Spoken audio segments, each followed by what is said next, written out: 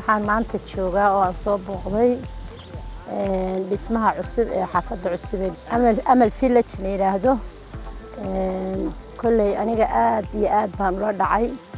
waa xaafad aan hore u arag Garowana aysan ku oolin, laakiin la tartamaysa isleenaha caalamka inaan gaarno oo kale tartani ay noogu tahay wax weyn maaragtay aan ku tartan gali karno bulshada reer Puntland ama Soomaaliyeed cid kasta oo danaynaysa inay meel nabad ah qurux badan green ah noloshoodu ku habboon tahay deegaan ama ku noolaada. waxaan oran lahaa ugu baaqi lahaa Amal Real Estate ka qayb noqda waliba si yar oo maalgashiya oo aan maaragtay culays badan iyo dhibaato badan aad kala kulmaynin bay ku soo dhaweynaysaa bulshada rabta inay ka qayb noqoto deegaanka inay deegaan cusub ee saawa cagaarka ah oo quruxda badan dhismaha caalamka la tartamayso la jaan qaadaysa si gaar ah qurbo joogta oo kale.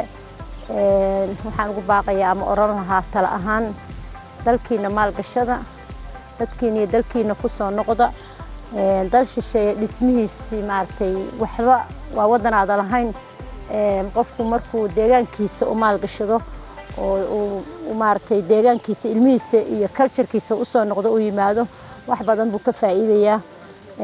si gaar ah qurbo joogta way u anfacaysaa oo waxaan ugu leeyahay qurbo joogta way anfacaysaa dhismayaasha caalamka oo ay ku jiraan oo kale bay la mid tahay oo la tartamaysaa ilmahoodu baahiyihii ay u baahnaayeen oo dhan hadday tahay isbuunkii dabaashii hadday tahay guriyihii quruxda badnaa hadday tahay greenkii hadday tahay security-gii wax walba everything waa ku dhan yihiin oo aad caalamka ka heli lahaydeen.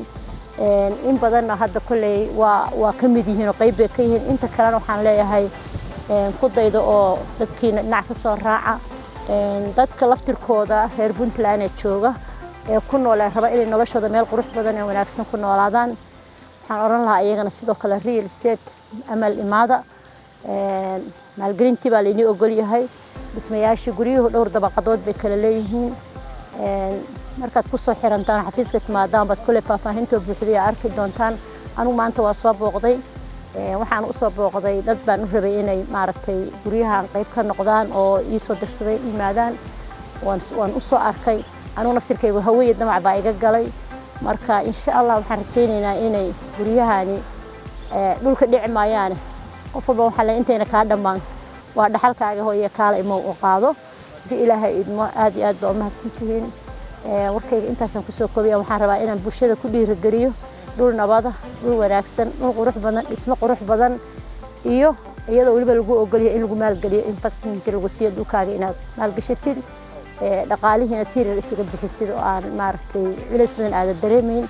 marka waa uga mahadcelinaa maaragtay bankiga Amal iyo company-ga Real Estate go'aansada ayagu inay meeshan quruxda badan bulshadooda u xaaraan oo u hagaajiyaan meel walba oo la qurxiyana saas oo ekaanaysa. aniga si gaar ah waxay ii xasuusisay wasaaradda beeraha oo aan wasiirkeeda ahay dhul green haddaan arko oo qurux badan oo la beeray oo la dhisay oo la qurxiyay rajadayda iyo himiladayda si kor u sii kacayda. marka aad iyo aad baa u mahadsantihiin wax wanaagsan baa qabateen.